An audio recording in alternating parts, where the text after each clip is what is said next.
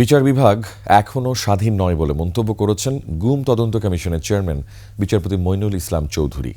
তিনি বলেছেন, বিচারকদের মানসিকভাবে স্বাধীন হওয়াও প্রয়োজন। বিস্তারিত সুমাইয়া খানের রিপোর্টে।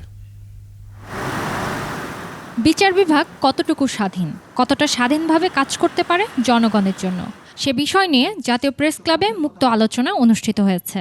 যোগ দেন বিচারপতি, বিচারক, আইনজীবী, সুশীল সমাজের প্রতিনিধিরা। অনুষ্ঠানে বক্তারা বলেন, বিচার বিভাগকে এখনো নিয়ন্ত্রণ করছে প্রশাসন।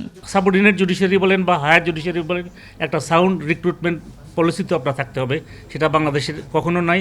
যুক্তরাজ্য 100 বছর আগে যে আইন বাতিল করেছে, সে আইন এখনো চালু রয়েছে বাংলাদেশে। সকল বিচারকদের নিয়োগ, বদলি, নিয়ন্ত্রণ সব প্রধান বিচারপতি কর্তৃক প্রযুক্ত হতে হবে। এটা আমরা সবাই চাই। এটা না হলে বিচার বিভাগের কর্মপরিবেশ, ওই স্বাধীনতা যত কথা বলছেন কোনোটাই ইনশিওর হবে না। কেবল বিচারকই নয়, রায়ের গুণগত মানও নিশ্চিত করা প্রয়োজন বলে মন্তব্য করেন গুম তদন্ত কমিশনের chairman. On the question of independence of the judiciary, the judgment passed by the appellate division in Masdar Hussain's case is in my humble view a stepping stone. A stepping stone to the complete or full independence of the judiciary.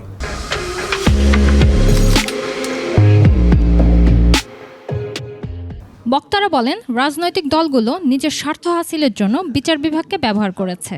এখনই সময় বিচার বিভাগের পূর্ণ স্বাধীনতা নিশ্চিত করা। System যদি আমরা বিল্ড আপ করতে পারি তাহলে সবাই সোজা হয়ে যাব আমরা। সুমাইয়া খান, 21 টেলিভিশন, ঢাকা।